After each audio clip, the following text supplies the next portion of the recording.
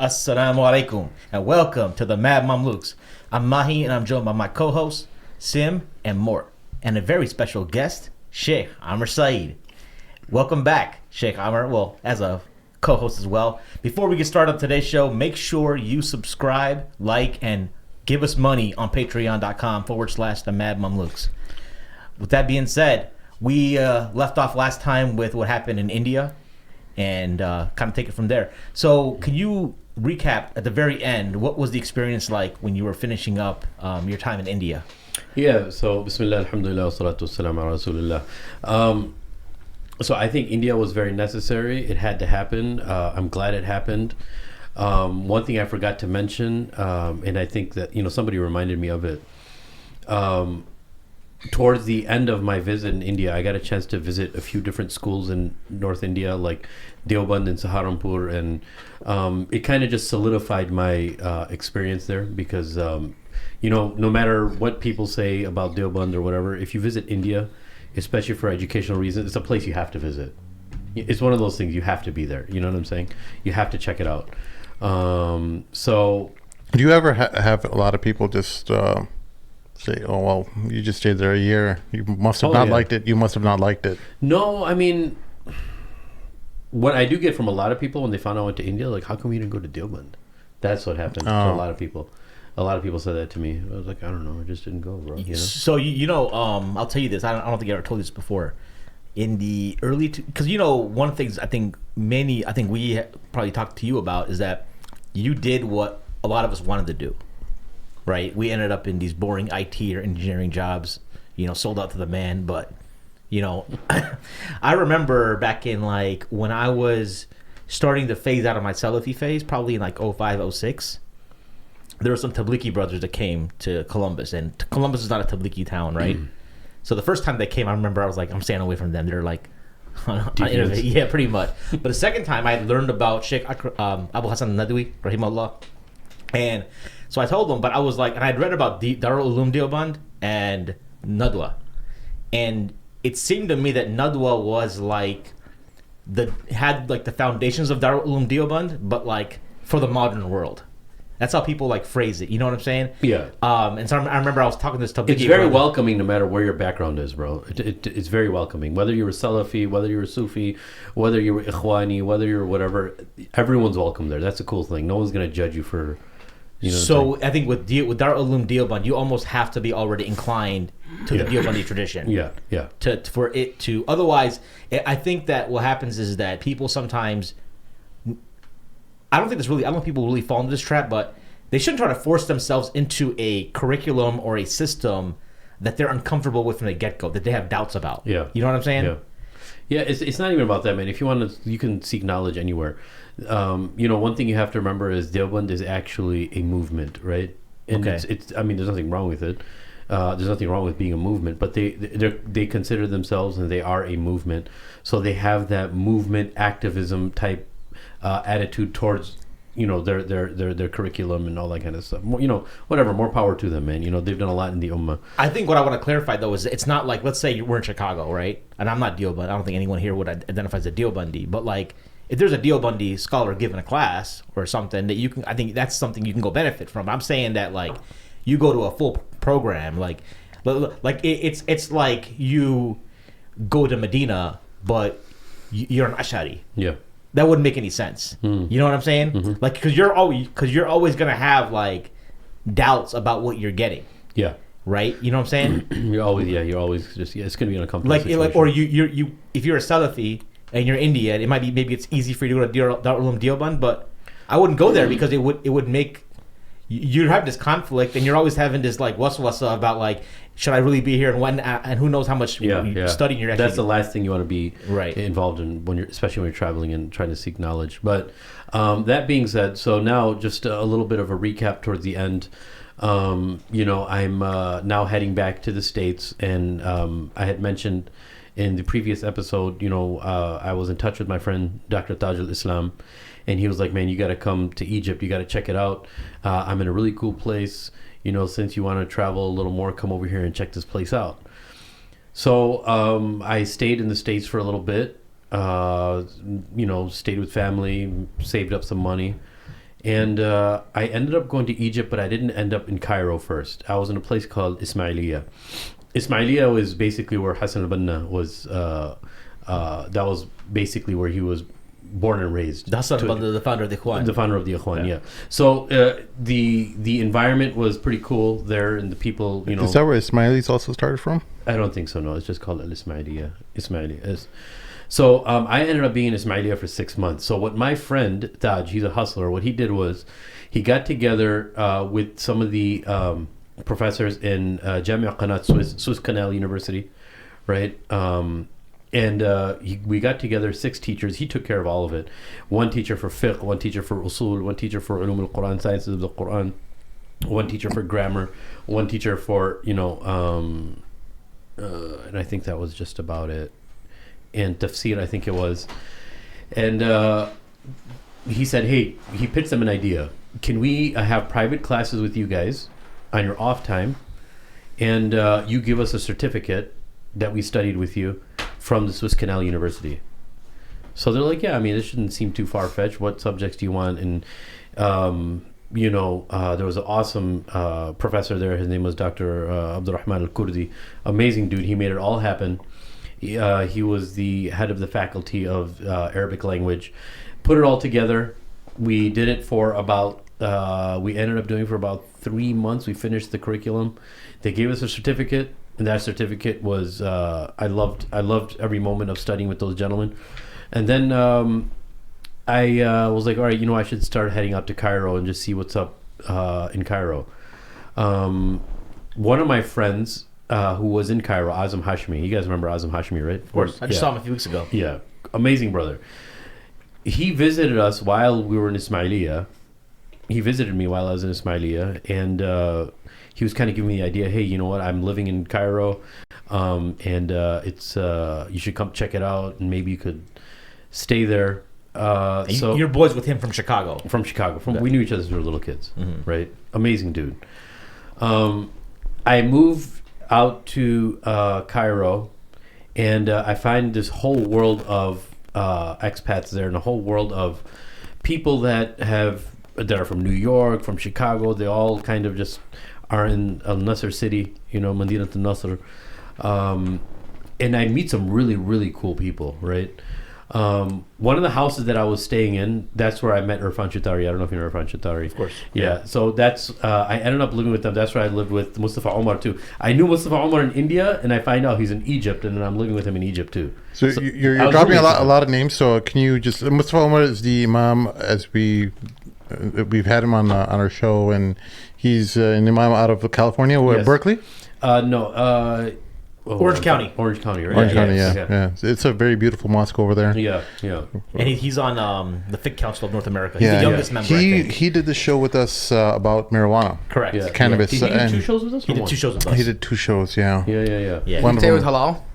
No. The CBD, he said, was permissible. It is. The CBD. That means they can't get you high. That's the stuff that it's in the drinks and stuff. That kind of thing. Yeah, it's not an intoxicant. That's why. THC is what intoxicates you, and that's out of it. Gotcha. So virgin. One. I don't know what that had to do with anything. You mean like olive oil? But one thing I want to say about Azam Hashmi, I don't know if he listens to our show, but he does actually. He told me. Okay, so I've had in my travels over 50 roommates. Yeah. The easiest and most amazing person I've ever lived with was Azam Hashmi. This guy is the coolest dude in the world. Mort is in the top 10 for sure. Now let me ask you this about Azam. So since he knows, I've never seen him. I've only seen him. I know he probably has like 20 outfits, but they're all the same one. Was he the same way in Egypt? He had the same thing, kind of? Not really. I don't. It's always like a white thobe. And a white hat. No. No. Yeah. I mean, he just normally, you know. Okay. Whatever. What year was this, by the way? Oh boy, this is end of 2005, 2006, probably. Okay. Yeah. So, lived with him. Lived with Mustafa Omar, another amazing dude. I still remember while we were there, I was living with him. He was going to just check out University of Jordan. He was trying to look out for other places. Me, him, Irfan Chitari, and Azam Hashmi lived together. And you know, it was really awesome watching Mustafa Omar. He was a total, like, he was a total hustler too, man. Trying to find classes, research, always reading, mashallah. And he had left. You guys had left pretty much for the similar reasons, like India, right? Like Nadwa. Yeah. Now, by the way, Haqqani ended up finishing. He stayed back and he finished. Stayed. Yeah. He ended up staying in Hyderabad and just traveling. His family situation that you had learned to it made it facilitated that. Okay. Yeah. All right. So now I'm sitting in this apartment, and somebody knocks at the door. And me and the guys are chilling. I see this really big, tall, white dude, and he just come in, Assalamu alaikum, how you guys doing? What's going on? You know, everyone was pretty cool with him. I was like, and I was talking to him for like 20 minutes. And I was like, oh, brother, what's your name? He's like, oh, Suhaib. I was like, Suhaib who? He's like, Suhaib Webb. I was like, oh, bro, it's an honor to meet you. I didn't know you were Suhaib Webb. I heard so much about you. So you heard his name, but you know how he looked like? No, I always thought he was a black dude. Oh, because of his lecture, how it used to sound. Remember that, and like the talk, and I mean whatever it was, and like his. I didn't listen to too many of his talks, but I did hear his Brothers of the Believers parts of it, and so I was like, and then I didn't want to tell him. I was like, oh, dude, I thought you were black. I didn't know you were white. I didn't want to tell him that. I was like, dude, it's such an honor to meet you, and this and that. He was so cool, bro. And the apartment that I was living in, he was just 2 buildings down. So he knew one of the guys probably. Oh, he knew all those guys. Yeah, he knew Irfan Chitari really well, and there's another brother named Mahin Zaman. I don't know if you heard of him. He's a historian. He stole my name. Yeah, he did his PhD. He went to Nadwa and did his PhD in Shah Waliullah Dahlawi. He's a historian in his own right, mashallah. Amazing dude. You guys should check out some of his stuff online. Anyways, so then we just hit it off. It was really cool, and like on the weekends we would hang out. And Imam Suhaib Webb, he sent his family had went to Malaysia to visit for I think a month or 2, and then that's when we just started hanging out like every weekend, and sometimes on the weekdays we would see him at the masjid. And then he was convincing me, he's like, you know what, you should really apply to go to Azhar, and he already started in Azhar then. And I was like, I don't know, man, I'm here for just to check out, just to fix my Arabic up a little bit and go to Riyadh University, Malik ibn Saud in Riyadh.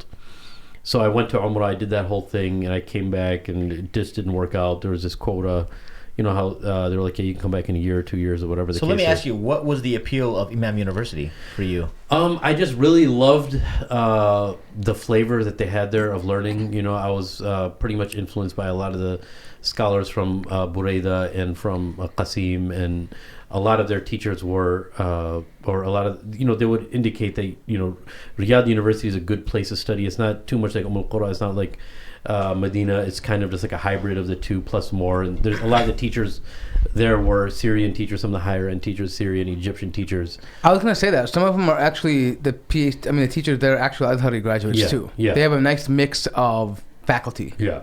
Right. Yeah. Because you don't hear a lot of people say they want to go to Imam University. Yeah. I mean, usually it was bigger in the early 2000s. Yeah. I think al-Qura is kind of that way now, where they have diversified their faculty.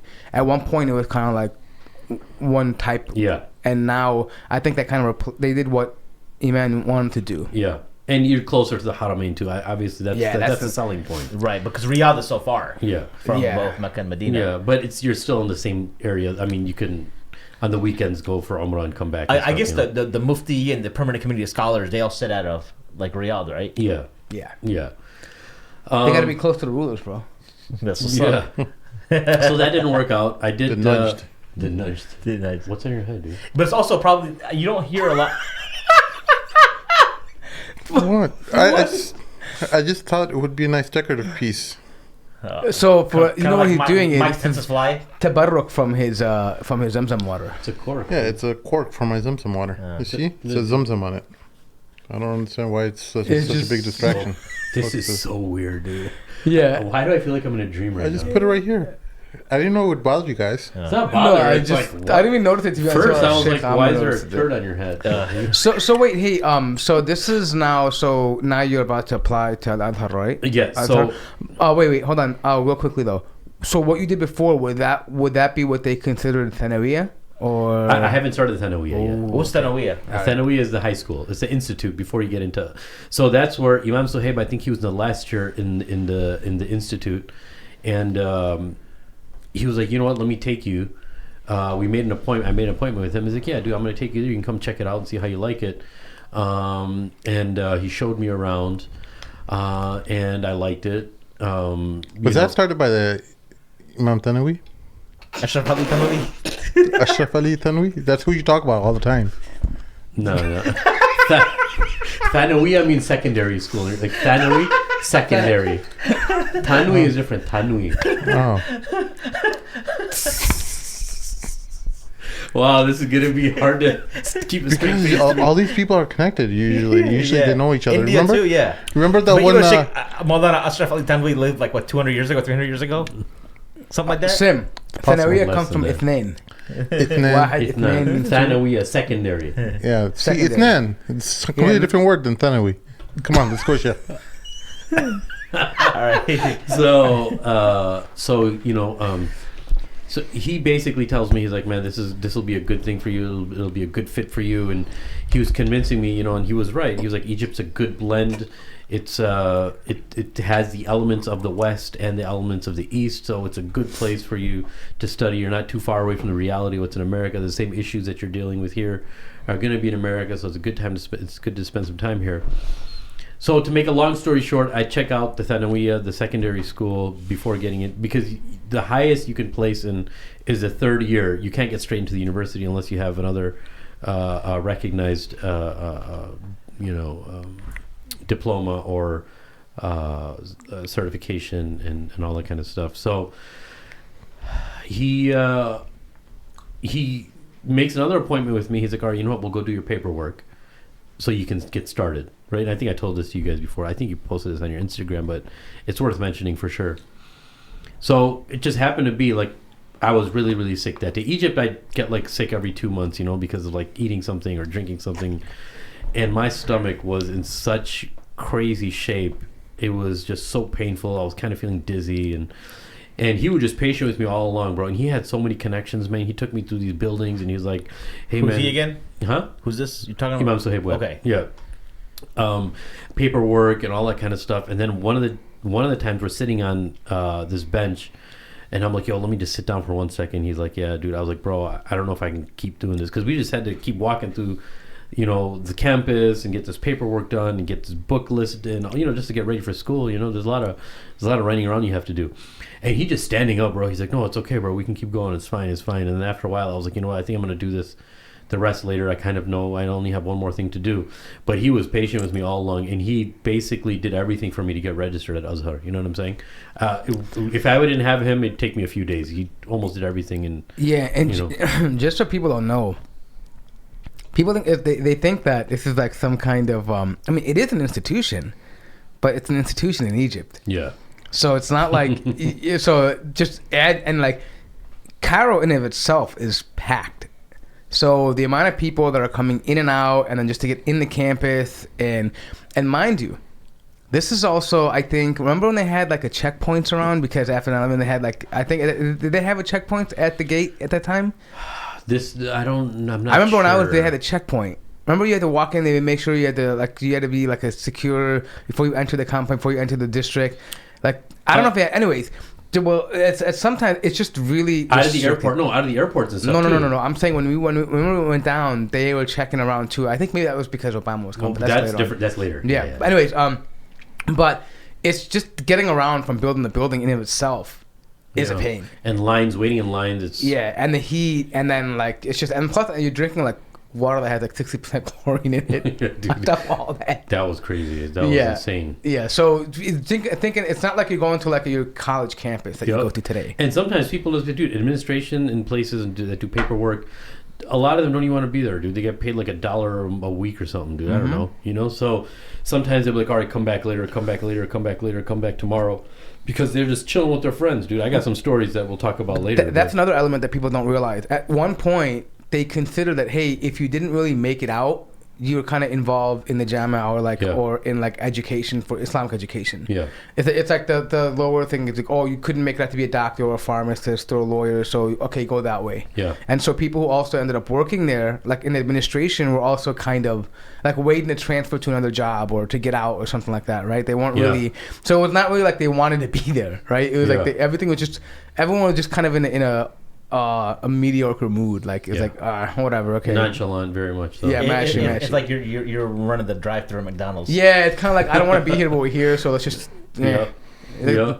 Yeah. But in this moment, because of Imam Web, I met some very, very cool people, man. You know, I got to give a shout out. There's a brother named Ruhul Alam. What a cool name. Archetype, Ruhul Alam. He's a brother in the UK. He's got an awesome company called Archetype. You guys check it out. Akhlaq Chaudhry, clothing company. But no, he now, before when I was there, he used to do like art on canvases and stuff like that and sell them. And now he has a company, I think, that does like graphic design and stuff for companies. Another brother named Akhlaq Chaudhry. I met these guys. I used to hang out with them. Yeah, Akhlaq was Pakistani, I think, originally. Punjabi. All of them are from the UK. But Ruh, he was a Bengali dude. And then I meet brother. Did you guys ever hear of Hassan al-Banna?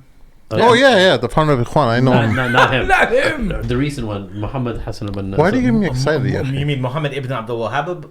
No. What are we talking No, about? there's another brother. You know, heard of Awakening Media? Yeah. That. Yeah. I knew of a Salafi Hassan al-Banna. No, not the Salafi one. Like Muhammad al-Banna's brother. No, this brother. Does it start off like Awakening Media presents? Yeah. So he's basically. I didn't know. I just made that up. He's basically the mind behind all of this. Yeah.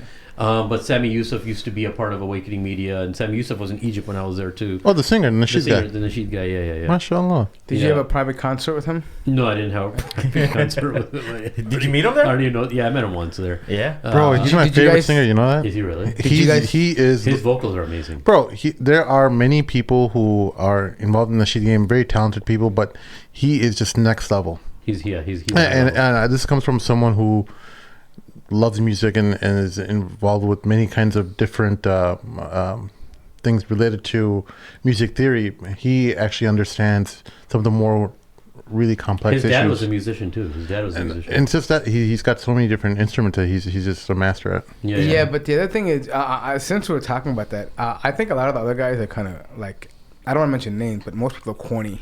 Yeah. Like, they just have really soft voices. Yeah. And like, it just becomes a nasheed voice, right? Yeah. But it's like, do you remember when there was one guy they used to call him? It's like, I remember I knew these Emirati guys back in college. Like, Mahin.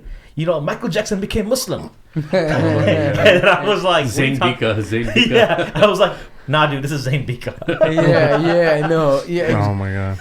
And it's just so. Anyways, but Michael Jackson did become Muslim. He did, yes. Allah, but okay. The thing is this, though. Okay, for me, I guess what I'm trying to say is I just never got along with that boy band voice. Yeah. You know what I mean? It was like, I need like, and something used to think about him is, we'll go back to the story, but there are people like him. There's also other like Bosnian Albanian singers that are out there that are like they're singing the shit like Monashid, and they have like this different maqam that's out there, and like it's not normal. But again, is it true what they say? I think we talked about that before. Is it true that a lot of these guys who go into like religious singing, they couldn't make it, they couldn't cut it? There are a few. There are a few that there's not that many, but there are a few. There's people who are in the hip hop world. Some people who joined the Islamic nasheed game when they couldn't really make it in the according to my brother Umar Isa, he's like, man, a lot of them do that. Okay, see, here's what happens. A lot of people who are in the music thing, in the non-Muslim world, they get started in church. Right, because they can get fame and like they have built a foundation there, and then like they get experience and they can test the music out, the rhythms, and then they move out mainstream. So I think a lot of people may want to start off, if they can't really get a contract right away, they'll probably want to start off. You know, dude, Omar Isa is one of those types as well with those kind of pipes that he's got. He definitely would have been on America. Yeah. Somebody tweeted like, "Oh, if you like your song, you don't have any masculinity." I'm like, bro, I tweeted back. I'm like, nah, bro, dude got a voice. I mean, whether you like the music or you don't, he's got a voice. I mean, there's certain songs. His covers are really good. Yeah, and I mean, again, it's not just about singing. There's a certain you have to be, your brain has to be wired a certain way to be able to like be creative in that sense, right? Yeah. I'm not saying everyone has. I mean, it's not something that everybody has, right? For example, either being a qari, either you have it or you don't have it. There's some people you can train, but naturally there's some people who are gifted. Like they just take like sit and learn some tajweed and some maqam a little bit, and they're like amazing, bro. Right? And there's some people who study their whole life with it, and they sound decent, like you can tell, but they're never gonna be like that. They don't have that gift. Same thing. Anyways, so it's now gifted, you are in you're walking around Egypt. You got admitted to Al-Azhar. Well, you got the main paperwork done for it. Yeah. Got the paperwork done. Met some cool guys in the process, and then I take my placement test. the placement test first works is that you take your there's a verbal exam that you take in order to cross over to get past the middle school. So I made it to the last year of middle school, and then you have to take a written test to make it, and the highest you can place is in the third year of the Thanawiya, the institute, right? So just because it's a high school doesn't mean it's a high school. So how the high school works in Egypt for Jamiat al-Azhar is that all the foreigners go to a certain institute, which is the high school, and from there they can place in the highest year if they do really, really good on their exam, which is the third year, and then the next year after that, they get into the university. Now, none of the people there are actually high school age. A majority of people there was, I still remember, I think it was a Bosnian brother, or he was an Uzbeki brother. There were some brothers from Tajikistan. Some of these guys had like white beards, man. They were like 50-something years old, because they wanted to get into the university. So there was people like, imagine Imam Sohaib, I think, was probably like, 8 years older than us, maybe. So he would have been in his mid-30s or something. Then. Yeah. So imagine you're sitting with people that are almost like your own age, So I take the written exam. I get into the second year of the Thanawiya. So which means I have to do the second year, then the third year, and then the 4 years of the university, right? I wish that I didn't miss out on the first year either. After you get into the first year, people always told me this. When I was in the third year, one of the brothers that got into the third year, I knew them. I was taking the exam with them. And they got into university right away. And every person I asked, what was your biggest regret? It's like, man, I wish I did the first year of the institute, then the second year and the third year, and then got into university. And I totally got that. Because the institute is, you're studying 16 subjects. You're taking an exam every year in 16 subjects, right? So when I started the second year, I started the chapter, especially in fiqh, like in mu'amalat. Mm-hmm. The first year I would have done the ibadat, right?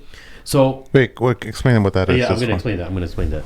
So what happens is that the curriculum is so rigorous. I personally believe is much harder than university, much harder. So the first year, since I was in the Hanafi section, you study a book called Al-Ikhtiyar in fiqh, right? Which is basically all of the opinions of Imam Abu Hanifa and the students in one compendium, and the discussions that are occurring, and what each of their opinions were, right? That's so ibadat, the acts of work, rituals, salah, zakat, sawm, and hajj, you study the first year. The second year, you're studying mu'amalat, which you're buying and selling. The last year, you're going through ahwal al-shakhsiyya, marriage, divorce, inheritance, and all that, right? And then on the grammar level, you're studying Alfiya ibn Malik, right? Alfiya ibn Malik is, a 1,000-line poem with a majority of Arabic grammar, and that's generally what you need to know if you want to specialize in fiqh on a linguistic and grammar level. So they study the first third in the first year of the high school, the second third, the second year, and then the last third in the third year, right? So what I missed when I thought I had an achievement that I placed into the second year, but then I'm starting to sense some deficiencies because I didn't do the first year and I'm already jumped to the second year. And you didn't study Shakhsiyya al-Islamiyya. I have the books, by the way. I bought them before I went to Mauritania from ISNA. Those are HT books for those who didn't get that. Yeah. They're dope books, though. Anyways, that being said, so now I get into the second year. Now, when I get into the second year, I'm getting used to all these subjects, even history and geography, so there's 16 subjects. And now I'm realizing that there's so many subjects and I'm not good at memorizing either. This is where I'm starting to understand where this whole echoing that some counselors in high school told me that I have a learning disability. Oh. This is where this thing starts knocking on my brain now. I'm like, dude, how am I going to do all this, right? How am I going to attain all this? So one thing is, Assalamu alaikum, Irfan Shahid. I'll bring to him. Okay. One of her Shaykh's classmates has stopped by. Yes. Delivering some Chai. well-deserved tea to him. Look, Nui Chai. Oh, what a guy. Thank you, sir. Grab it, sir. So basically, you felt you were dumb? I didn't know it was a lack of You're such a good friend. No, it was. Did anyone ever tell you that? It was a matter of confidence, Well, right? I'm trying to get him to the point to tell the story. Bro, the guy's almost on the verge of tears, and you're about to say... No, I'm not on the verge of tears. Not yet. I mean, he knows he was stupid. I mean, if we all have that faith, you have to fix it. Part of yeah. So check this out. So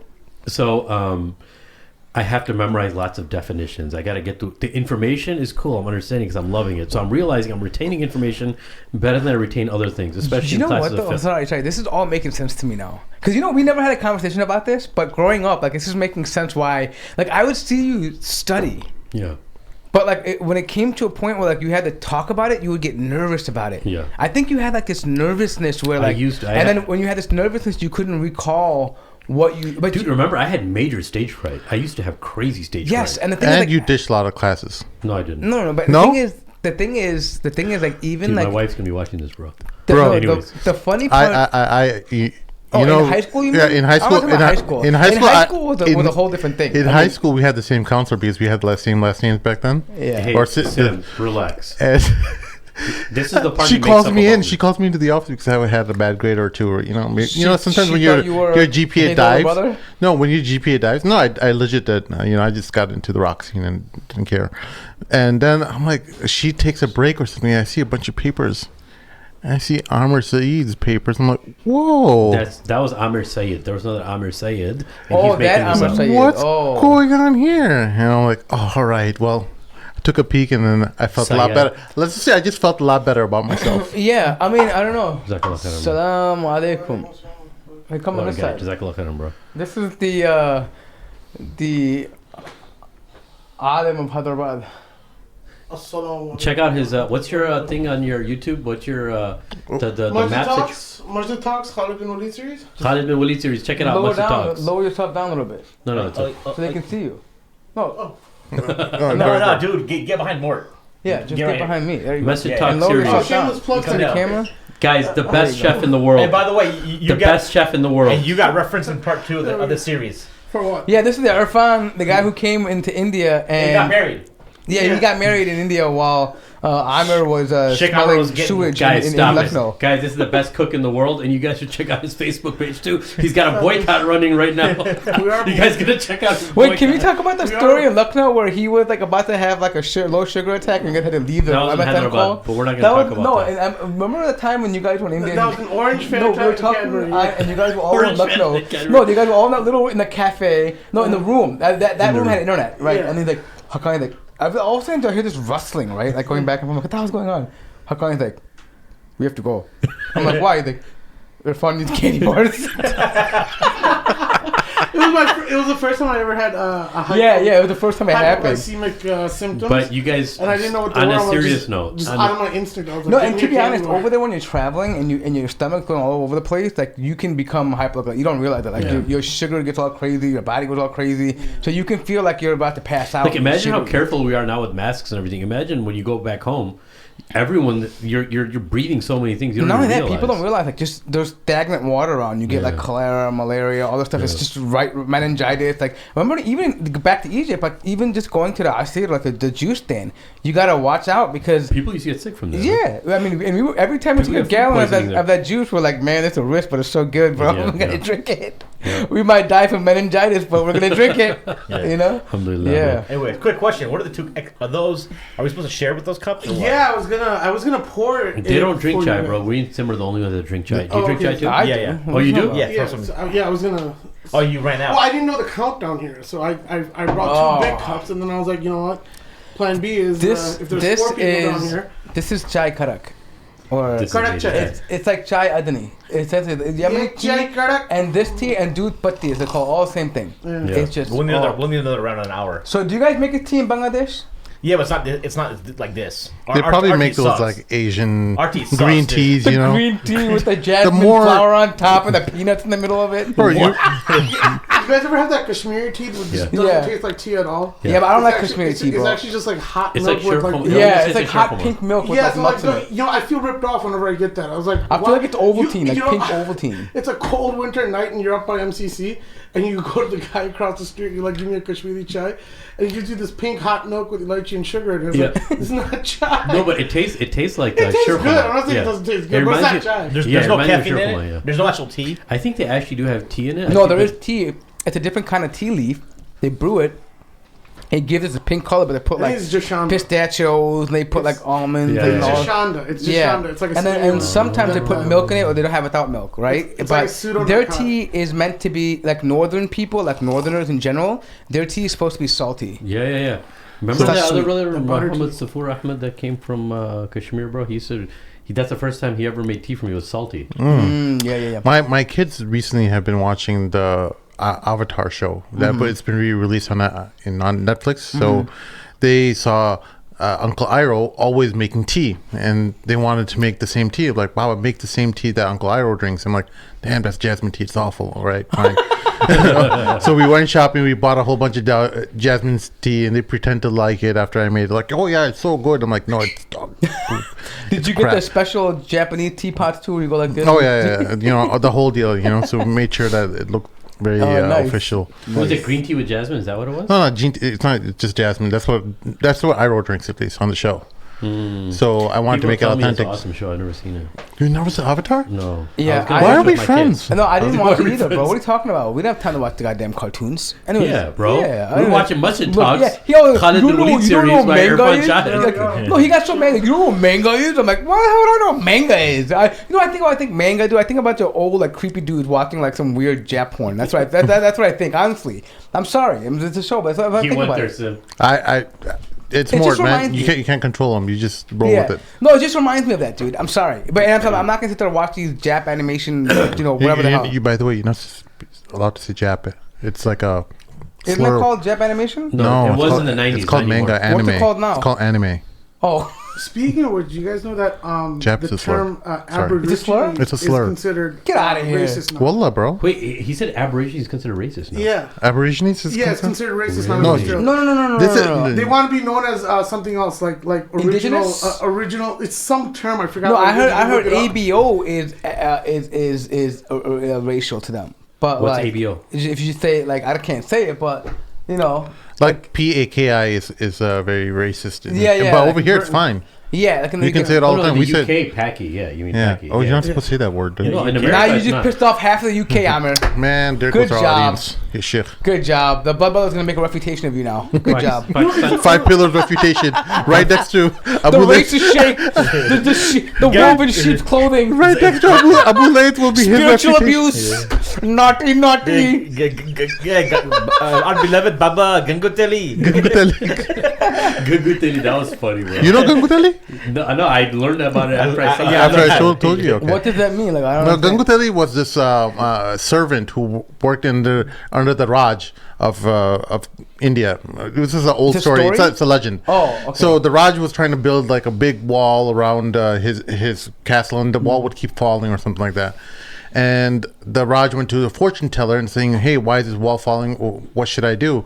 So he was instructed that somebody needs to make a sacrifice of their daughter, their kid, and their child, and their wife. Okay. So Ganguteli was the only one who volunteered. Like, he's going to give up his Wait, wife is and it son. He's Gangutali or Nangutali?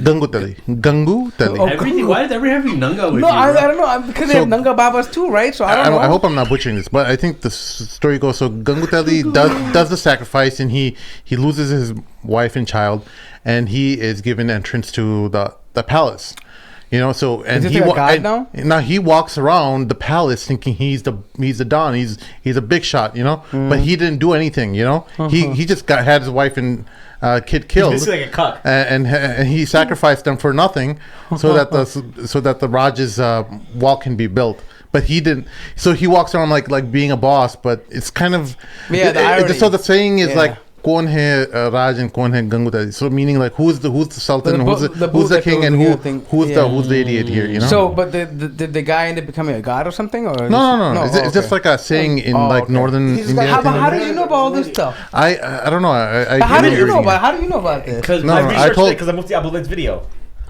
So Mufti Abul is promoting this pagan nonsense. It's No, so- no, you It's gotta not watch pagan it. nonsense. You gotta watch it. It's a comedy. I'm just kidding, bro. I don't even care. He's Go calling ahead. somebody a Ganguteli. It sounds like Gangnam Style to me, bro. So just continue. Oh, it's actually one of his friends because he's now part of the Sunni defense. Who? Never. Oh, great. Aren't you newly inducted into the Sunni defense? Yeah, kind of, sort of, yeah. Hey, did they have like a hazing phase for you? Indoctrination. Like, No, an never. initiation Bro, where they I'm beat you up? a certified Rawafid killer, bro. Let's check his wrist to see the blood. Oh no, The blood I'm a sack. certified Rawafid like slant. I mean, I slay their arguments, bro. I've been doing that for like 10 years, bro. Yeah. Yeah, but no. Well, honestly, I think some of the guys on Sunni defense they despise Abu Layth. Oh, they hate him. Oh, no. Yeah, I don't blame Oh, him. that's I mean, the guy. I mean, look, ridiculous. for me, I said this many times before, dude. I don't get involved with talking about scholars, but he's pure entertainment to me. Naughty, like his little whole masala segment thing he does, whatever. Dude, He's like a desi actor to me. No, but for real, I want to. When we go to UK, we gotta like make time to kick it with him. I will. Yeah, dude. Like people were gonna visit and be like, no, don't go to him. I'm like, nah, man. Like you guys are making me laugh. He makes me laugh. Yeah. No, I mean, I'll Right? visit him, but I mean, my thing is, I don't take Islamic knowledge from him. Right. you It's just, know. I mean, I think he presents a unique angle, but I don't think it's an angle that I would follow myself, right? I mean, that's his own opinion. But at the very least, he's entertaining. And I've said this before, dude. I think Mufti Abu Layth saved the purpose. He's like that last guy. If you're following Mufti Abu Layth, most likely you're on the way out of Islam. And he's just like the barrier between you and making like total, like becoming a murtad. If you can't buy his opinions, then like you khalas, you just leave Islam. Can this? No, I think Can this he be the trailer to this episode? no, Mort is right though. I think that is the last, because Mufti Abu Layth is strictly materialist. He doesn't believe in any of them. The There's no miracles. dogmatic There's principle, no nothing. miracles. Yeah, There's yeah. no nothing. Yeah. It's a completely. It's a. I mean, I think Yasser Khali put in his post that it doesn't make you leave Islam, so you can't declare takfir on him, but it's not. You're not a Sunni Muslim. Because those aren't the positions of And that's what I mean. Like, if you want to call, look, people who in that group who follow him, they say Ashhadu an la ilaha illallah wa ashhadu anna Muhammad Rasulullah. They believe in the 5 pillars, right? But the traditional Sunni Orthodox ideology, they don't hold. Yeah. Right, so I'm saying that generally, most likely, if you're willing to throw out more than 1,000 years of scholarship and just like basically take it as it comes, right, and all the weak opinions, what is the logical progression of that? Yeah. Right, you're naturally going to end up having to disagree with mainstream opinion and have conflict. And I feel like these are people who culturally want to be Muslims and they're just holding on by a thread. All right. Oh, guys, we were doing a show about Sheikh's. No, it's cool. Yeah. We roundtable this piece. Dude, he got boring. I'm just kidding. No, No, yeah, Anyways, yeah, no. Is that about Amr? Because I know all the dirt on Amr. I know Amr like Yeah, but nobody else knows Amr. we're gonna do that on a separate Okay. thing, on a private thing, because this Yeah. is All right, just well, for call me back when you... Okay, so let's get back to the subject. So now you just placed into Thanawiya second year in Thanawiya. Yeah. So now you are getting ready to complete that. So start with that. Yeah. So when final exams come around, I have to take an exam every day or every other day. So it takes about the whole exam process takes like 2 weeks almost. Right. So I'm taking an exam. Some days you're having a break, and then you're in between. Then you're taking another exam, and I'm trying to figure out now how I'm going to take, like, when you think of like 16 subjects, right? And I haven't taken exams. I'm not a good exam taker at all, right? I start to understand, because during the exam, preparing for exams, I'm starting to teach people and review with them.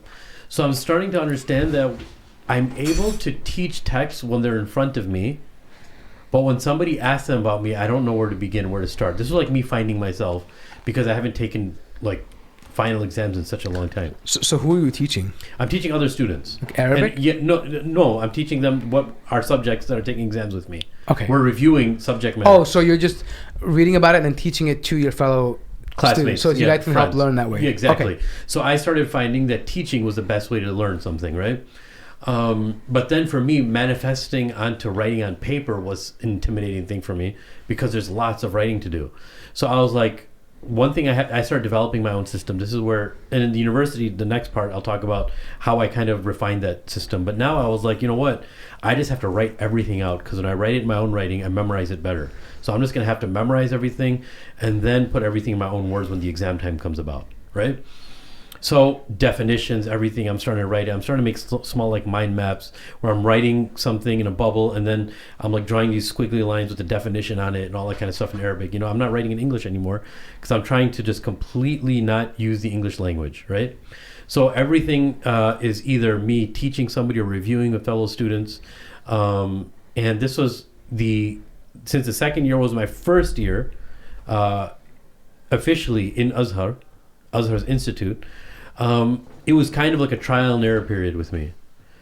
But when came time to explain certain things in grammar and sarf, I was thinking it'd be very, very difficult. But when I was taking the exam, I was like, oh, this is a lot easier than I thought it would be, meaning putting my thoughts onto paper. I was thinking, because it's weird. For me, it's like two different realities. When I'm reviewing something, the problem is sometimes we distract ourselves trying to imagine how we're going to be answering this on the exam.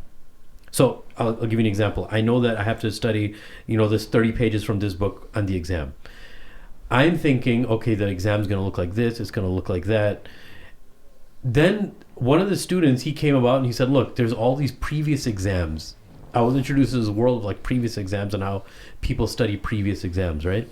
And that just made everything it started boosting my confidence, right? Because I was like, oh, this is exactly what the exams are going to look like, right? I had them for the past 10 years, for the same school year. So I just started reviewing these exams, and I started realizing that the more I'm in the mode for preparation, taking an exam, the more information I'm starting to retain. But for me, I was thinking, oh my God, I'm going to have to just memorize everything and forget about it later. Like the Western way of taking final exams. You're just cramming at the very end, and you don't remember anything. But for me, the cramming is because I'm learning it like a trifold, is I'm writing it down and I'm making these definitions, making my own study notes, reviewing previous exams, and now I'm teaching it in study circles, right? Just reviewing exam material. I'm starting to retain these things a lot better, and I'm starting to become more articulate with those, even when the exam's finished, right? So I'm like, okay, I get this. This was more like that year was like a boot camp for me, right? Because there's so many subjects. That year finishes, right? And now I head back home to the States, and this is around the time where my parents, they want me to start looking to get married. And so before you get there, I actually curious, how did you compartmentalize? Because one thing that I remember when I was in school and in college, taking 5 classes at a time, it's hard to you always tend to certain classes you focus a lot on, and sometimes you forget about others and they suffer. How do you balance? The good thing about the Azhar curriculum is everything's interconnected, right? So when you're learning things grammatically, and you're learning things on grammar, and you're learning fiqh, you're learning how to extrapolate, and the books that you read are extrapolation by way of grammar also. Extrapolation from what I mean is sacred text, Quran and Sunnah, and why certain imams would take something from certain verses and why difference of opinion occur based on how their understanding of Arabic grammar was. Because when you're extrapolating, as a jurist, and obviously, from the tabi'in, what they're doing is they're looking at the Arabic language and seeing the nuances in the Arabic language and how it affects the understanding of the sacred text of the Quran and the Hadith, right? So to get to your answer to your question is that everything in the Sharia is interconnected with all the subjects that you're learning. So they all need each other to have that balance to understand the whole framework of the Sharia. Do you understand what I'm saying? Yeah. So it's not easily forgettable in that sense. I see. The other, and so now you've been overseas probably 3 years now, roughly. Mauritania, followed by India, now Egypt. Almost 5 years. 5 years, right? 6 years, yeah. Egypt was 2 years. But there were times I was come back home to the States for 6 months, a year at a time, and then go back. So a question I have is personally, so I've taken, we take classes here in America. One thing that seeps in a lot is spiritual laziness, meaning that you're barely keeping up with 5 prayers, or you're feeling lazy to do sunnah or any adhkar, things like that, and you see that, and then you start blowing off classes. Even if I got a class, but I'm just yeah, whatever. Yeah, I'm just gonna go through the motions, right? Did you face any of those kind of challenges? Not with classes, man. It was I really loved this. That's why I believe that this was for me. I've never been so enthusiastic about classes.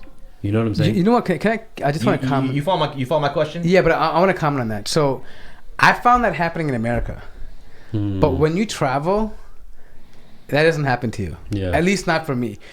For me, it was because this is my purpose. This is what I'm here to do. Yeah. Like usually here it's like a part-time thing, Right? Right? Where like you're just outside from school or this, and everyone around you is just partying on the weekend and slacking, right? As if they hate their life. Yeah, but no, the thing is like everyone's talking about Netflix and there's a game on. You have all that there, but the problem is that like over here there's so much more to distract you.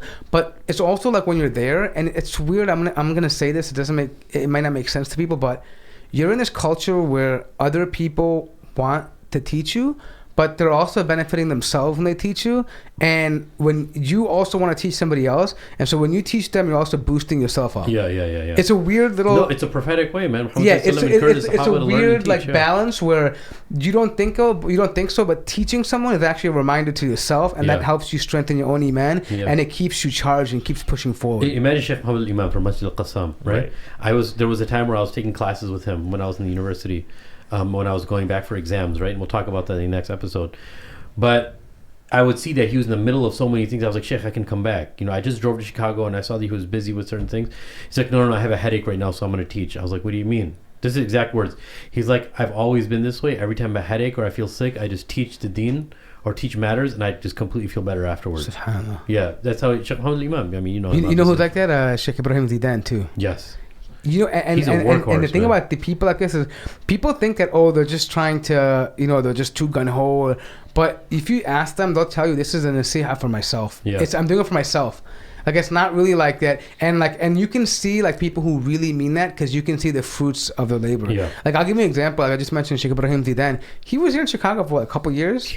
And how many centers just came up like established just from him making his dawah? And how many people still remember him and miss him? I mean, out of him, like 4 different massages came out in a couple of years. Right? And like they pushed it. So what I'm saying is when they're sincere in that, it helps them, but your community sees the benefit of that too. And you see that a lot in Egypt. Like you see that so much. They push other people. More custom stories. So with that being said though, because like right now, I've been hesitant on like resuming studies because I'm like, I'm barely getting by in like regular ibadat. You know what I'm saying? Like I'm like, who am I kidding? Like what? Like because my experience has been when I try to study, I fall off, and then I realize that I'm not. It's almost like you got to get your ibadah game on lock, right? I can't be making no more dirty jokes on Mamluks and stuff. Probably killing my heart.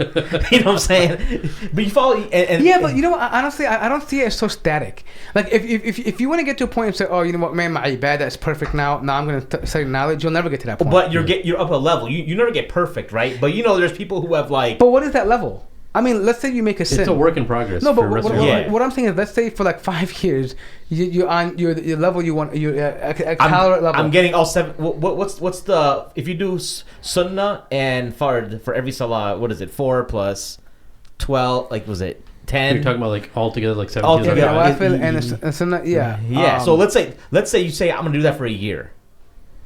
Right. Okay. But let me give you an example. Let's say you do that for a year. And let's say you fast every Mondays and Thursdays. Right. And let's say you're making your qiyam al-layl. Let's say all that's combined, right? For a whole year. Right. But let's say, you slip up and you do something. I mean, as long as that's still, but I'm like, that's still a baseline though, right? Yeah, you're going to slip up and do stuff. Yeah, but what I'm saying is that in order to, and this is how I understand it, in order to get to that point, you need to study. Because if you don't study, these actions, you won't have a connection to them. That's one part of it. It'll be like just forcing yourself. Yeah, you're forcing. Look, when you study certain things, like when you see the character, like for example, the Shamal of Rasulullah, like the Sahaba, the stories, how it relates with the ayah, the sabab al-nuzul of the Quran. You learning what the meaning of the Quran is. You learning why the ayat were revealed. You're learning what they actually had to engage with, and you're learning like these different characteristics. You are unconsciously, spiritually cleansing yourself. You're devoting yourself to something where you're creating an environment for you mentally and spiritually, and so that makes it easier for you to practice. If you don't study these things, that's why there's a benefit in just reading Bukhari or reading the Sirah Nabawiyya, like even these stories of the Prophet, because you're creating this mental environment. This kind of, for me at least, I can say this is kind of how I even tell people when I study Arabic. If you can't study Arabic in a country, then submerge yourself in your environment mentally. Yeah. And to likewise submerge yourself in Islam mentally and spiritually in order to go further. So I think that's a big part of it. But look, you mentioned something I think which is really important. You said that you praying all the nawafil, and first and foremost, who said the sign of piety was praying all your nawafil prayers and fasting on Monday and Thursday? That's not a, if someone can pray in their 5 daily prayers, but they're doing other things, it's more. Look at the Sahabi, where Rasulullah said, "Whoever enters through that door is a person of Jannah." Or even know all those the story, Sure. right? And he, fast forwarding through the entire story, he said, he was into tears that Rasulullah said that he's a person of Jannah. He said, "The only thing I can think of, what I do is before I go to sleep, I remove everything from my heart of other people." And he was a person of Jannah, right? So we're talking Yeah, here. but I got mad kibber, so I need to add more nawafil. No, that's true. But sometimes nawafil may not be your. So nawafil are a cushioning that on Yawm al-Qiyamah that Allah subhanahu wa ta'ala is going to, make up for the prayers that you miss. Your supererogatory prayers are going to make up for your obligatory prayers. That's understood. And obviously there's a lot of connect, but a majority of people, we have to be honest. Number one thing is how many people actually, when they're praying nafil, how are they actually benefiting from it, first and foremost, or is it an exercise? But there's something else we can do for sure, is that we do very, very little, but we do with perfection, right? That's why Rasulullah, he said what? The best of actions are the ones that are the most consistent. وَإِنْ قَلَّ, even if they're very few, but they're consistent, right? And they're consistent, why? Because us as human beings, when we do very little and we're consistent with something, there's a more powerful connection between us and Allah. There's not multiple wires to connect. There's just few, but we perfect those things, right?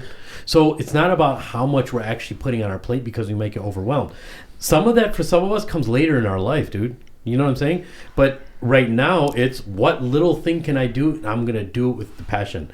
So one thing that I'll tell you to answer your question is environment is key. When I was in Egypt, the year before I got married, my third year in the Thanawiyah, my second and third year, I was roommates with these guys that were just praying every salah in the masjid.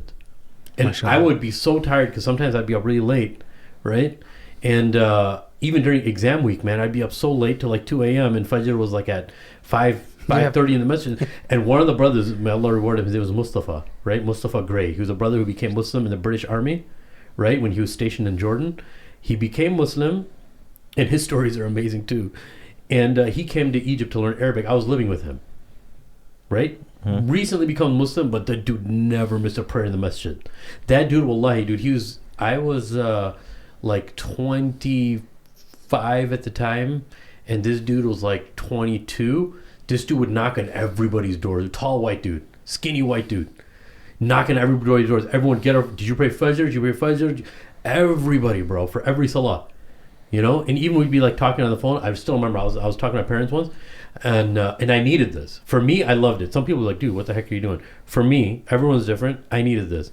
It would be time for Asr to be going out. It's like, we're going out for Asr, dude. I'm like, yeah, hold on, I'm talking to my parents. He's like, bro, it's Asr. And I was like, you're right, dude. Yeah, I'll call you. Sometimes you need people like that around us. Now, someone that's living in the States now, in the situation that we're living in, like, dude, who the heck do you think you are? Yeah. Why are you judging me? Yeah, but for my iman, I needed that. Yeah. So you need to have people like that. Some people are not from that nature. I knew some people, like there's some people that come to study, but they can't make it because now there's so much freedom. They have so much freedom, they just get involved in so many different things, right? And there's fitna everywhere. Right. So it's not like everyone who goes to Azhar and everyone who goes to study is always in full concentration. Yo, so let me ask you on that note, maybe you can chime in here a little bit. I don't know why I asked you this. I see the smile. I know something's coming. So, like, since you know American stuff, right? Is it easy to pick up like hot Egyptian chicks, or is that now what? Hot Egyptian chicks? Is it easy to pick them up? I don't know about that. Great deterrent was if you have a beard. No girls coming near you. So I'll be honest with you. When we were there, if you have a beard, like they think into like you're a Shaykh.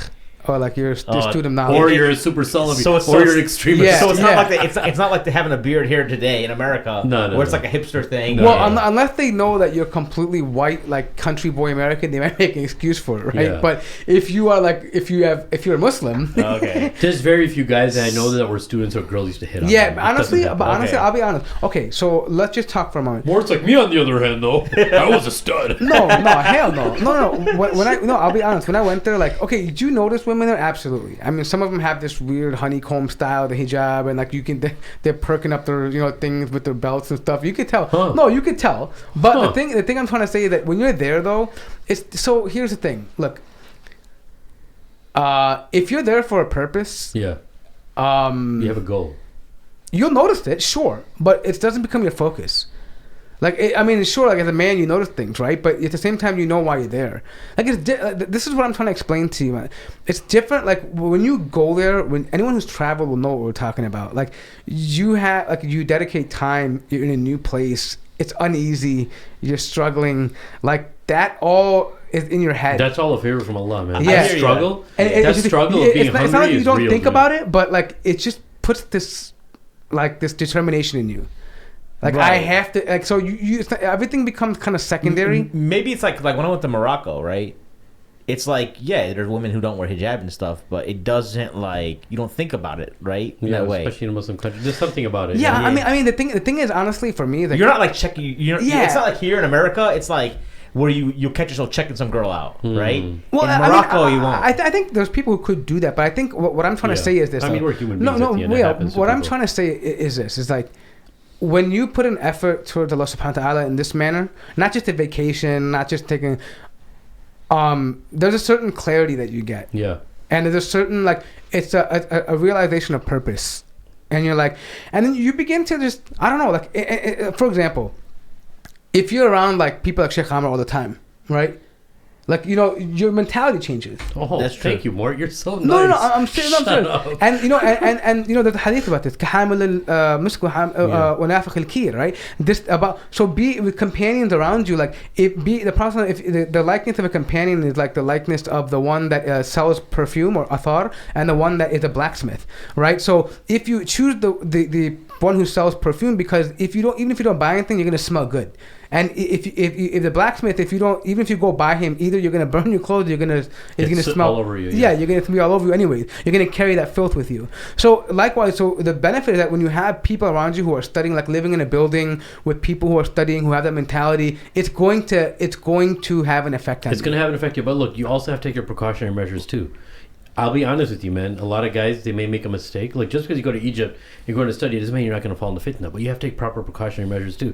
You can't like go and like start talking to women and smile at them. Dude, you have to keep your distance, bro. We knew a brother who was like that. He was on the prowl, bro. And we tell him, we're like, bro, dude, like, if you're gonna talk to your sisters, like, just don't bring them close to the apartment. Like, bro, if you want to save yourself from fitna, bro, if you see a group of sisters walking, you walk the other way, dude. I'm being serious. You just take the other path. Yeah. A lot of people, you know, some people would see. There's me and another friend of mine. You know, we wouldn't. There were other American girls there too, right? That were studying, you know, overseas, and you know, they were in groups. But I knew some other guys that used to go and talk to them, like, "Hey, how are you doing?" But they'd get a little comfortable. Dude, I would just, if they were crossing my path and they said salam to me first, I would say salam. Dude, I remember. I would not go out of my way and say a salam to a non-Muslim, to somebody I didn't know. Yeah, obviously. but that's dangerous. Fire. Yeah, you know. It's like, honestly, I remember, like, just being in the street, like, you know, someone's in America, you can kind of tell, all right? You can hear them talking, whatever. And I would purposely cross the other side of the street. Yeah, you have to, like, bro. because you know what happens? You know what it is too? If the shaitan gets in this way, because you're in a foreign country, you hear a language that you understand. There's a certain, you know, relation, like, you know, you relate on certain levels, right? Yeah. So you're already feeling lonely. You're traveling. You miss your family. So this is a way that, you know, you can fall into a bigger trap. Of course, you can. Right? But you have to take your precautionary measures, and like, bro. me and Amir still in the apartment, like, there's no one cooking food for us, like, we're just like, damn, you know, like, you feel. But it was good for us, though. Yeah, I mean, no, it is a kind of it's a kind of a fasting. It's not really fasting, but it's a kind. But all I'm saying is that wherever you are in the world, right, even in a university, even if you're studying, even if you're a sheikh and you have a student, right, you want to make sure you have those boundaries. Yeah. No matter what, that never goes away. Even when you're in Budapest, remember, you'd just be camping out in your room, bro. When I was in Budapest, bro, I did not leave my hotel. In Ramadan too, and then after Ramadan, when I went in the tram one time, this woman was smelling my neck, bro. I told her, I said, "A'udhu billah." I turned to her, I said, "A'udhu billah." She got scared, like I was gonna blow up the train with them. But I mean, Mart's always wears a good perfume, though. No, because the thing is, like, what happened was like, you have to realize that, look, as much as I talk and joke with you guys about stuff, but dude, men, I look at it like this, dude. Men are like, you know, paper with gasoline on it, bro. And if you just throw a spark in that direction, bro, you're gonna light a fire. You know what I mean? Like, you're gonna burn the whole house down. Look how happy he is. And that's true. Like, why would you put? And for me, I apply this to my own relationship, and I tell you guys, if anyone's out there who's married or has whatever it is, don't ever give someone the reason to doubt you. Yeah, dude. Don't put yourself in a position of doubt, because that once you create that opinion of doubt in somebody, even among your own peers, Yeah.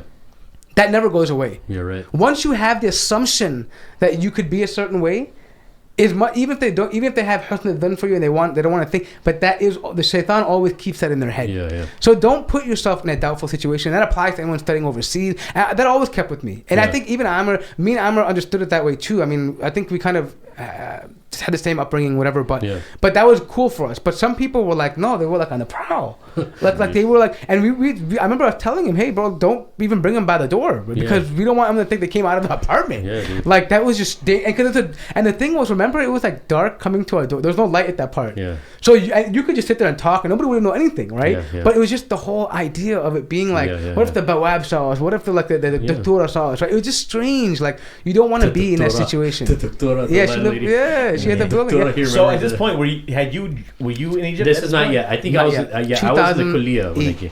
Yeah. So he was actually in third year of Jama when I came, or second year. So no. You were finished with Jama. You were taking your exams. Okay, so your final exams. So we'll bring up Mort. We'll bring up Mort and the third. That's later. Okay, that's later. Okay. So let me just finish this third year in the Thanawi and we're done for today, inshallah. So now there's talks, there's rumblings in my home of my parents telling me you should get married now and all that kind of stuff, right? Right. So my mom and my sister, they start scoping out some people, and they found the girl, obviously the one that I'm married to now, right? So they're like, when you come over this time, we'll visit the family that you're is going to be potential fiance and all that. You're talking about your Chicago wife, right? I'm talking about my only wife. My only wife. All right. So then I hate. You know why I did? Because he always tries to get people to have second wives. No, he just tries to get them in trouble. No, he does it. No, he wants us to have a second wife so he can justify for himself. Dude, it's so fun with Amir, bro, because Amir gets in trouble. Yeah, he gets in trouble. We know that. My wife is super protective. I think anyone does. You don't want to admit it, but anyone get in trouble. I don't think my wife cares, dude. My wife has no gira. I don't believe that. She probably doesn't argue with you because she knows you're just childish, but I guarantee she tells her friend, if he ever does that, I'm gonna kill him. Anyway, so check this out. So then I go home, come back home to the States. I meet my my father-in-law, and we talk, and all that good stuff happens. There's a lot of stuff that happens, personal stuff, which we'll talk, on as far as the Patreon episodes go.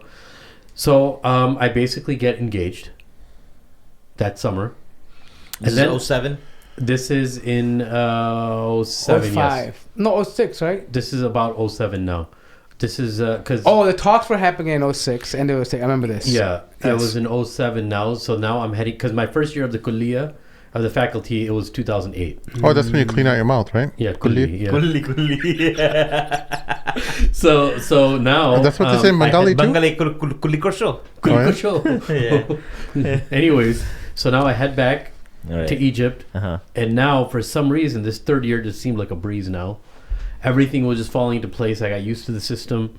I further, I started getting more and more advanced in my studies. I started getting the groove of everything, getting into the groove of everything. And now I'm just getting extra time to study other things and figuring out the system of how I manage my time and study with other shuyukh outside of, school studies. I met some amazing brothers. Some of them, there was a brother named Asif Mansour, amazing brother that ended up becoming a great study partner of mine. Awesome dude. Quick question. Yeah. Did you meet Sanallah yet? Sheikh Sanallah, no. That was later. That's okay. What about Sheikh Sohaib?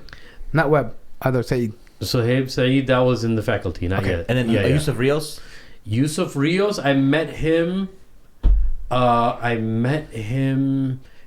before I actually got into the Thanawiya. Okay. So that's actually a great thing that you but I talked about it a little bit in our episode with Sheikh Yusuf Rios about his meeting and how I met him and how we spent time together. But that was part of the whole thing about like where you were still thinking about going to Imam University. Yeah. And he was like another person who kind of the encouraged you to backpacker. go to Azhar. Yeah. He used to carry that. Always carried the satchel with him with books in it. Yeah, that was him. But yeah, you guys could check out that episode, inshallah. So I mean, there's so much to cover, man. But anyway, so now in the third year, I'm making lots of connections. I'm becoming very, very close friends with I still remember my tafsir teacher in the third year was an amazing individual. He was one of the people that grew up around Abdul Hamid Kishk. You know, really? Yeah. Amazing. This is what kind of changed my world. I was like, okay, you know, after you're comfortable somewhere, you're like, dude, I'm so glad I made this decision. This istikhara was. I'm like, okay, I'm so glad I'm here. No matter what anybody says, I'm going to stay here for. I knew that year I was going to be in Egypt for a long time. There's something special. Yeah. Like when you get there, like there's an adjustment period, but when you get over that, it's like a city that just grows on you. Yeah. Like the air, no matter how much hustle and bustle is there, bro. And I think it's what happens is it's not just it grows on you. It's still always like it's still bothersome, but the problem is the people, the environment, like the potential you see there. Like this is all worth it. Yeah. Like when you see like you see a Mongolian brother who's like an expert in like the 10 qira'ah of the Quran, or you see like a guy like the guy that lived with us, Muhammad, I forgot his name, the Bengali brother, man. Muhammad Yahya. Oh yeah. Like you see a kid like that who's just reciting Quran, always reading Quran, and like you see, you see that there's certain people here that are just special. You're not gonna find. Yeah. And I guess you know what it is. You could probably find that in other universities too. But when you first experienced it, you want to just stay there. Yeah. You don't want to leave it, right? Because like I'm sure someone who went to Qawariyin or went to Al-Qura will probably feel the same way, right? Oh, we see the knowledge here, and that's the benefit of being around people with knowledge. Like that you feel that, and once you get a taste of it, like you don't want to let it go. Yeah, totally, man. And now, just to fast forward a little bit, I'm finishing my third year, and one thing I realized is that I was taking so many exams. Some of the exams I didn't pass, right, in my third year. So what they do is a month later they have the retakes. You could do retakes. So I had to spend another month there. So I had to tell my parents. Did you have a tutor at this point? I had a tutor at this point. I was just getting help from a lot of people. It was a lot of fun, actually, now that I think about it. What do you think caused you the most difficulty? What do you mean? What in terms of getting retaking exams and which subjects were the most difficult? Because this is Kulliya, right? What's it called? Kulliya, yeah. This is not yet. This is not the faculty. This is to get into. Yeah. This is to get into. Yeah. This is high school. Yeah. So what I'm saying is, for like future students, what will cause them the most difficulty in getting into the actual university? So many I think a lot of it is lots of subjects. It's just a barrage of stuff that they condense this stuff into the exams, bro. It was like to the point where you like start like having dreams about it and stuff, and it's crazy stuff. So the dilemma that I started realizing now with me is, and this was completely exacerbated in the faculty, which I'll talk about, is the third year since I was taking so many exams. There's a change that started happening in my mind. I started realizing is that I'd be taught certain things. And I'd see them on paper, but when exam time came, I wasn't exactly sure what the question was asking. It was a weird thing. The verbiage confused you? It's just like, this can mean three different things. Or you were drawing blank? No, I wasn't drawing blank. It's like, dude, this can mean three different things.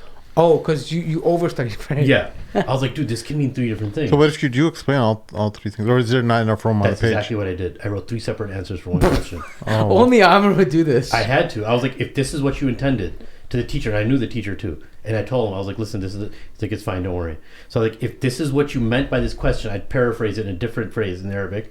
If this is what you meant, this is the answer. That would be like a page and a half, 2 pages sometimes.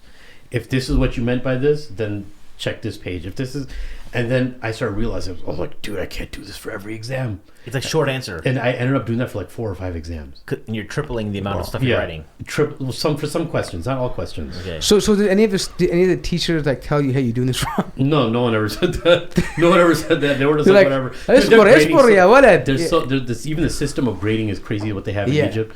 They have like all these people, so no cheating can happen. They have all these teachers come in from different faculties, from different things to correct your questions. They call it control in Egypt. Control. Where you have a guy who reads off the questions and he reads off the answers. And you have this squadron of teachers from different parts of Egypt that come and correct the exams. No, they do this so that there's no favoritism. Yeah. So that you can't, because they had a problem with corruption. Yeah, of course. So they said, okay, well... They do with all their exams in all their schools, in high school.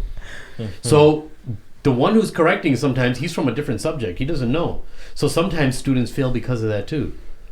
Sometimes students fail because of that, because the person is just like, oh, whatever, I don't know what he's saying. It can be that simple. Wow. Some people have to retake exams.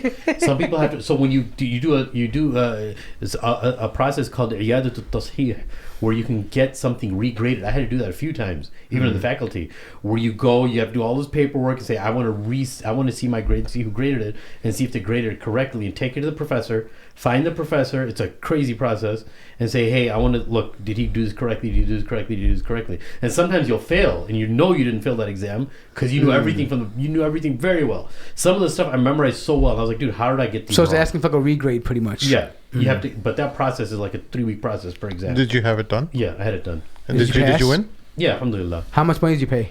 I didn't pay any, alhamdulillah, except for the paperwork. Trick question. Paperwork. If it was that easy, bro, Bakshish, yeah? If it was that easy, I would have got a 4-year degree in 6 He months. promised the Shaykh he'd marry his first daughter or something. Yeah, they call it bakshish. Yeah, bakshish. That's in the whole Muslim world. So now what happens is I'm there for an extra month. Instead of finishing in end of June, I'm there to end of July this year. I'm there to end of July this year. No, to mid-July. Wait, when did I get back? It was first week of July that year. Came back, ended up getting married on August 3rd. Wait, how many proposals did you get in Egypt, though, before you got married? I didn't get any proposals. Look at it. He stuttered, bro. He's No, I was trying to think. It doesn't work that way. It doesn't work. It's not that easy. And plus, you're probably seen as like the blue-eyed devil. I can't believe that. No, it's true. It's true. He probably had like a filter guy. You guys think just because you have colored eyes that people flock there's to blue-eyed you? Egyptians, bro. Blue-eyed devil, bro. There's a lot of people. Dude, there's green-eyed devils over there too. Can we stop calling me devil, bro? This is like an ongoing thing for the past 3 months. Blue-eyed devil. I'm sorry, I started that. No, hey, I'm the one that can call him that, by the way, guys. That's true. Yeah, that's fine. So August 3rd is when I get married. The process and the build-up to marriage was pretty crazy of what all the roller coaster that it was, because I'm trying to juggle between so many different things. Did you guys get invited? Yeah. You were there? I was invited, but I have a thing where I don't go to any of my friends' weddings. Really? You didn't show up? I don't think I go to his or his. No, my wedding was very simple, bro. But Yeah. it was the first girl that I saw, and the first guy. I didn't see anybody else. No, we remember the process of him going down the city and talking about it. We're like, all right, is he gonna pull? But it was very, very simple. The thing about I thought it was gonna take longer because I'm so indecisive. So I was like, okay, is he gonna do it? I think that was probably the quickest decision he made. He probably was like, well, if she's down, then like no. Like, somebody wants to marry me, okay? Yeah, that's actually what it was. That's what he told me. Like, somebody wants to marry me, okay? So it was the first girl that I saw. It was the first one that I married. So I didn't have to. I mean, thank you. It was a very simple wedding, right? Our nikah was at Jama Masjid. Right, because they lived in cotton balls. I had to. I'm sorry. It's okay. We did at Jama Masjid. We went straight to my wife's house. They had a big house up in North Barrington. The women were on the top floor. The men, it was just my family and my relatives. That's it. It was very small. There was under 70 people at that house. That was my wedding. The next day, my walima, where these guys were invited to, was at Islamic Foundation. Did I come? I don't know if I came or not. I can't remember, bro. I can't remember either. I don't think you were invited, bro. Yeah, it's probably not. Sim was there. Irfan was there. He tried to embarrass me, but it didn't work. Oh, I think I was there. Irfan was they did there. like roast speeches and stuff. Yeah. Well, it was I think I was there. Harun was there. He gave a pretty good speech. Moy was the MC, right? I think Moy was the MC. Yeah. I think I was there. Yeah. And then and Arif was trying to clown on, I think. No, Asim was trying to clown on you, I think. Or what? Arif or Asim? Irfan was it too, but I think Arif and Asim spoke too. I don't think they did. They were too shy or something. Oh yeah, because Dandara was there. That's right. Yeah. So then, that being said, we visited India. My wife's Nana and Nani, they both got really sick. They couldn't make it to the wedding, so I went to India again. With the bride and the family and my mom. We all went. So your parents, her parents? Yeah, my dad didn't go. Just my mom did, and both of my in-laws did. Me and my wife did. Okay. We were there for I think about 2 weeks. Yep. Stayed over there, and you left Latif Uncle by himself. Yeah, he didn't want to come, bro. You should have left. He had a lot of stuff to do, bro. I love him, man. Yeah, I love him too. And then we came back. Yep. Got ready to go to Egypt. Got everything prepared.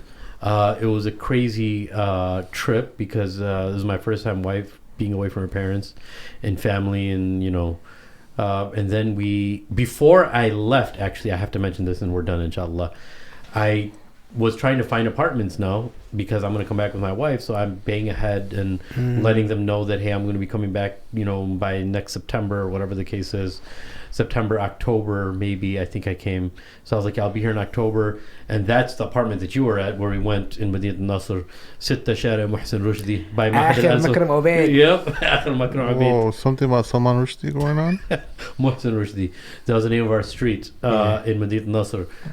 Salman's brother, basically. Actually, when you get to this part of Egypt, like, you don't actually name the streets, you just name the landmarks. Yeah. Mahad al-Sun. Mahad al-Sun, right? You got right. So I talked to the landlord there, right? And I basically told her I'll be here in October, and I gave her a security deposit and all that kind of stuff. So and I cheap said, at that time. Yeah. I think it was like $600 American dollars for like a 2-bedroom. Less than that. $300. Yeah, it was so cheap, bro. We were paying it wasn't like luxurious. It had a pretty big bathroom. Yeah, it had a balcony. It was everything you need, especially for a couple. Yeah. For me and my wife, that was more than. I know they had 2 rooms. One without AC, one with AC. Yeah. One was the study room. Yeah. One was the AC sleeping with the AC room. Yeah. He remembers all that. Yeah, and then we walk. It was a pretty large maidroom area, like the sitting area, that went to the kitchen. Yeah. And then the kitchen had the balcony that would go outside. Yeah. And for the guy with limon right in the morning. Yeah, you come out the gas, petrol, benzene. The guy selling the lemons. Yeah, you come out. Nice. Yeah. But yeah, so yeah, it was simple. Cool. So like recapping this, so starting in Mauritania, Mauritania being like a more living there is pretty simple, all that. Yeah, hunger, water, lack of water. You go to but it didn't seem like like people were nice to you though in general, right? Oh yeah. You go to India where it's rough. You're surrounded by these mushrikeen, and everyone bad sewage, and dollar signs dirty. Yeah, and then you go to Egypt. What would you say, like, as soon as you got to Egypt, your first, coming to India, what were the things that noticeable upgrades? Living, food, all that kind of stuff? Or? Yeah, the first thing you notice is, like, Egypt is still, like, keeping tabs on everybody. Like, when you come out of the airport, you got to write your name and where you're going and where you're living. It's very socialist on that level. Mubarak was still Mubarak, yeah. Al Pacino. We used to call him, dude, we used to call him Robert De Niro. Oh, yeah. Because every picture he had with sunglasses, slicked hair back, poster boards of him everywhere. To me, he looked like Dracula. I mean, Dracula. He does have the Dracula look, for real. Yeah, I mean... Yeah, so let me see if this is the right way to say it. When you went to Mauritania, you had like this. I think Mauritania was like the point where you made a decision, like, I'm gonna seek knowledge. Yeah. And then India was like, okay, like, wow, knowledge is so expensive. Yeah. Like, you probably got a different outlook, especially in hadith. Yeah. Yeah, and then you're like, okay, well, and I think when you get to Egypt, you're like, okay. This is where I'm going to become a scholar. This is where the context of everything I'm going to learn, I'm going to try my best to put it together. So it kind of felt like I'm home. Yeah. Like, this is where Egypt was definitely home. And it probably helps that you have a lot of Americans there. It helps. It has its benefits, and it has its benefits, and it has its cons too. And because Americans are spoiled. There was Outlook.com too, which always helped. Yeah. We'll talk about all that. But one thing me and my wife would always say is, like, dude, if we ever had to... This is before the Arab Spring happened, but even now, kind of... We would be like, if we ever had to move out of the States, it would probably be in Egypt, Actually, speaking of that, before you talk about where you were living, actually at that time, just a little before, there was a moment where people were actually making hijrah and they were going to rehab. Yeah, I remember that. And that was when rehab was just built. It had like the gated entrance, and it had like the black tarred streets, like American streets. We went there and visited. It had like the fountains and like the green grass, and it was like America. Yeah. It was beautiful. Okay. Anyways, so I think that was next. I think we're gonna pause it here. Yep. The next part 2 of Egypt will be when you get actually into the Jama, so Azhar, and we're gonna talk about the journey from that. And I think what we'll do is, are there actual gates that when you walk in to the university? Yeah. You have to show your ID card. Bro, I want to know what song you were listening to when you walked through those gates. What you listening to? He was listening to Leonard Skinner when he walked in. I was like, I hope they think it's me. Probably that Azhar song, that nasheed by Mishari. You know that song, Born to Be Wild? That was him walking in there. No, but...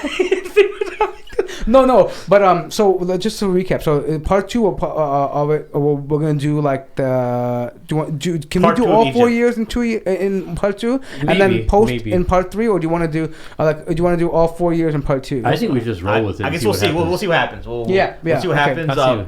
before we wrap up here, wanna your channels keep growing, Muzzy Buzz. Yeah, Muzzy Buzz going out tomorrow. We're supposed to do a debate with my Ahmadi brother, with the guy. It won't be tomorrow. It'll be Sunday. Just say Sundays because we don't know Sunday. But Sunday usually. But okay, well, 2 p.m. fact check. Yeah, but the thing is, I found out the guy is his brother, and his brother's like trying to file a lawsuit on him now, like for harassment, even though he's emailing. Anyway, so that's not gonna happen. I'm just gonna bring him on. But anyways, make sure you subscribe to Muzzy Buzz. I got some cool stuff. I got Shaykh Uthman coming up, who is Uthman Danfodio? No, Uthman bin Farouk, who's like our Danfodio today. He's pretty dope. Yeah, and then I got some other people that I'm gonna be bringing on that are gonna be. Cool. I do want to plug. I noticed you pulled up on your phone. Our brother Ijaz Ahmed, who's involved in apologetics, is kind of sick right now. Yeah, so he's sick right now. On my Twitter, I put it out. He is. There's a GoFundMe right now for him. If you can go over there. What happened to him? He has a lifelong illness. Yeah, it's chronic, but I think it's exacerbated right now. Yeah, and with the COVID situation, like he's not able to work, and he doesn't have money for the medication that's going to be essential for his, to maintaining it. So he's been through a lot. I mean, from being from Trinidad to making it to Canada, things are a bit tough for visa status wise. So anyway, point being is that if you could, go ahead and go to my Twitter page and see the link there. We'll put it in the description of this video. Right. The GoFundMe for him. And if you have any questions or comments, you can email. But don't give him too much because we also want money too. So we need Patreon.com. We need money for Mahin and for my Patreon and for Steve's Patreon. Actually, I'm not plugging my show. If you anything you want to give to me, give it to Ijaz. A crowdfund. Oh, what a guy! Dude. No, he actually helped me out like 2 years ago. I'm just kidding. I actually met him. I've never met him in person, but he was really when I took that class at the church. Ijaz was the guy that like prepped me. Dude, he is dude, encyclopedia. I'm gonna bring him on the show one of these. Yeah, we brought him on the show. He was on Mamluks, his show. Yeah, I'm actually because he is like a super duper cool guy. Encyclopedia. He is, bro, and he's the one that came on after Ijaz the Trini. What a cool accent. Anyways, so but keeping with the new content, I'm also gonna have. Oh, I spoke at Dilly too, and I told we were supposed to do something. I jumped in his live stream. I bombed it. I'm like, hey, stop talking about Americans. You gotta bring me on the show and to me right now on Twitter, on Instagram. I'm like, stop talking about Americans. Let me get on. He's like, no, not right now. Like, British people, I don't get it. Yeah, but I'm like, hey, I'm about to let SmackDown, Chicago SmackDown, the Brits, bro. They better watch what you're talking about. They think they're so much better, but they're just barely, maybe a smidge better. Yeah, but we're gonna get it popping. Because they have a very tight knit circle of religiously inclined people. They don't have that many wars as we do, I guess. But we have people or characters in our Muslim population that can be easily made fun of, whereas they don't. So what are they talking about? You got like Majid Nawaz. Bro, they got Majid Nawaz. Yes, they got Majid Nawaz. They got Abu Khadija. That's true. They got clowns. Bro, let's make fun of them next. Yeah. You know what I'm saying? So like Shots fired. I'm just saying, I mean, he's funny. I like the guy. Yeah, but I'm saying those people criticizing our scholars will also criticize him, wouldn't they? Right. There are the wars. So the wars, right? Here's the thing. Like Noman Ali Khan told me one time, he went to Birmingham. He's like, you can find all 100 sex. You can find 100 sects in Birmingham. Forget 73. There's like 100 sects on one street in Birmingham. So I'm like, they got drama. I don't know why they're like throwing shade. No, I think it's because we have so much liberalism compared to them. Yeah, but listen, dude. They hate freedom, bro. Let's just talk. Let's speak openly. They don't like freedom. They hate free people. George Bush. They don't like the freedom of speech that we have. They don't like the freedom. They don't like our lifestyle. I got love for them, but I'm gonna say that no. You know what it is? It's very easy to talk about a place that you don't live in or been to even. Huh? No, and you just like I don't talk about the UK because I don't know. Majority of the people on the mosque that we see regularly going to the mosque, they're not on social media. They're not doing these crazy things. They don't even go to these marches if you're gonna learn about American Muslims from social media, bro, smack yourself in the face right now. Just smack yourself. Anytime you want to learn about Muslims and you're going to go to social media to find out about them, you wouldn't accept it if like non-Muslims learned about Islam from social media, would you? Right? Or the hyperbole in the news. You wouldn't do that, right? So don't do that to other Muslims, right? I'm just saying, get to know us. You know what I'm saying? Like you say, oh, you belong, you belong in the UK. Like I belong. No, I don't. I belong right here in America, bro. I don't fit in the UK. I don't eat fish and chips. I don't eat that kind of stuff. I don't put my eggs in an egg holder. Bro, I'll tell you one thing. But when we went to Egypt, we went to the sushi place to eat sushi. This guy in Egypt, he orders like beef and rice while we're eating sushi. He's like, oh no, I don't eat that stuff. He just chows. Like, you guys want to try some? I'm like, no, we're at a sushi restaurant. Yeah, the British brothers were like, oh, sushi with the chopstick. I'm like, man. He was making fun of us for using chopsticks. Bro, give me some beef. Anyway, right. And then obviously plug our social media, Facebook, Instagram, Twitter. All that stuff. And email us at info@themadmamluks.com. Oh, sorry. One question. I'm sorry. Keep in mind, tune in to Keeping It Casuals every Thursday with Shaykh Amir on my show. So if you're gonna have questions for him, aside like you're hearing this stuff, you have questions, send them into Muzzy Buzz and Shaykh Amir will get to those questions on Thursday. Sounds good. For our co-host and special guest Shaykh Amir Saeed and my co-host Morton Sim, this is Maheen signing off for the Mad Mamluks. Assalamu alaikum.